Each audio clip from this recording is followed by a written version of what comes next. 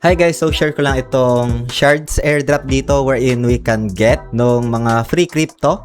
Ayan, pwede nating i-claim kapag meron tayong mga shards, no? Dito guys, share ko lang yung pinaka-idea kung paano puntahan, paano i-claim, and other tips dito guys, no? Yun, before tayo dito guys mag-start, kung hindi nyo pa na-like itong video na ito, please like this video first. Subscribe nyo yung YouTube channel natin, turn all the bell icon para ma-notify kayo dito sa mga updates natin na ginagawa sa ating YouTube channel guys, no? So, ito nga is isang shards airdrop na kung saan kapag nakapag-collect ka dito ay pwede kang mag-earn or pwede mong gamitin para mag-claim ng free crypto tokens guys, no. So like for example, dito guys, no, pwede nyo puntahan yung pinaka-official link ng application na ito and para na rin makaiwas sa mga phishing links online guys, no, and mapuntahan nyo yung pinaka-exact page na ito.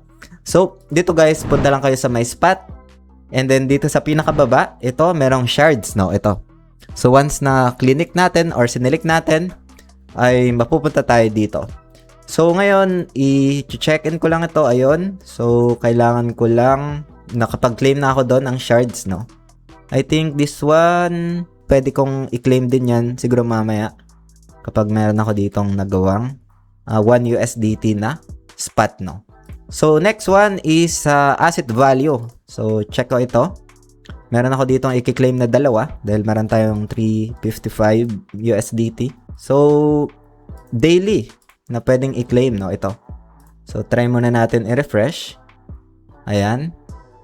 And, ayan, meron ako ditong 4 na nakuha. Kailangan nito is 5, no? Para makapag-claim dito. Sa baba, meron din dito kapag nakapagpa KYC. So, we can claim yung +2. And then, yung volume, meron akong na-claim dyan na volume or na-generate na volume. So, +20. And kung sakali guys, no, na na-claim nyo na yung mga shards na yon, pwede nyo nang gamitin ito para makapag-redeem ng rewards, no. Like, for example, yung Dodge dito. So, punta lang kayo dito sa may redeem rewards.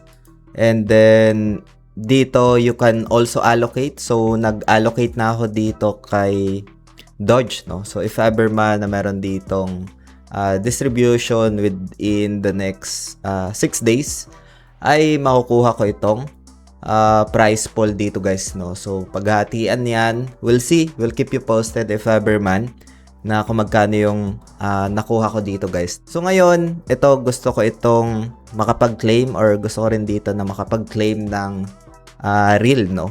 So, other tokens naman ito na free ako na makaka-receive kapag meron akong shards dito, no. So, kailangan lang ng 5. And right now, meron naman tayong available shards. Ilan ba yung na-collect natin na shards? So, +2, +20, more or less around 26 shards yung nakuha ko. So, once na nagamit nyo yung pinaka-official link sa description ng video na ito and nakapagpa-verify, meron kayo makukuha na +2. And additional na lang ito if ever man na you have this 50 USDT. So, +20 yan. Ngayon, ay punta lang tayo dito sa may redeem rewards, no? Ayan, so dito guys, since nakapag-allocate na ako dito ng 5 shards, aantayin ko na lang ito. Ayan, so yung isang to, si Real. So, claim din ako dito. Confirm claim. So, kailangan daw ng 5 shards. So, madideduct yun sa available shards ko. So, sabi dito, you've successfully claimed 25k real share eligibility. Meron dito ang pinaka-time frame kung kailan natin makukuha, no? So, okay ko lang. And, ganun lang siya guys, ka-simple dito. Siguro, i-flash ko na lang kung mobile app yung gamit nyo dito sa screen. Kung paano siya puntahan guys, na if ever na cellphone yung gamit nyo dito. Right guys, kapag cellphone naman ay close muna natin ito. Ayan, so meron pa ditong mga other rewards na pwede nating kunin guys, no.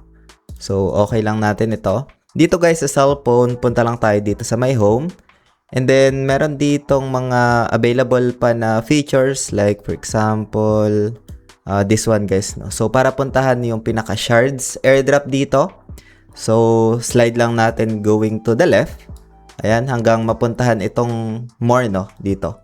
So, pwede nating i-slide, automatically mapupunta na tayo dito. So, dito sa may baba, ayan, so under siya ng events and rewards. And then pagkatapos niyan, meron ditong shards na icon. Ito. So, isi-select lang natin siya. Ayan. So, dito na natin siya guys makikita, no? So, yung shards na airdrop dito, you can farm these shards. Like for example, this one, kapag nakapagpa-KYC ka dito sa baba, you can claim itong mga shards na ito guys, no? Additional shards kapag meron ka ditong assets, no? So, ganun na siya guys dito na puntahan, no? So yun guys, no, sana nagkaroon kayo dito ng update regarding dito kay shards. If you have questions, feedbacks, feel free to comment lang sa comment section ng video na ito. If you're interested, you can explore this one. Again, itong video natin today is just for ideas lang, educational, and does not qualify as an investment or financial advice guys, no? So yun lang for today guys. Maraming salamat ulit sa panunood. Ingat tayo lahat. Peace out.